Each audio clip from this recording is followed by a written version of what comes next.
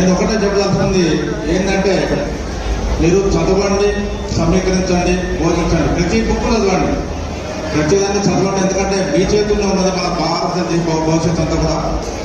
మేమంతా కూడా ఎగ్జాస్ట్ అయిపోయినాం.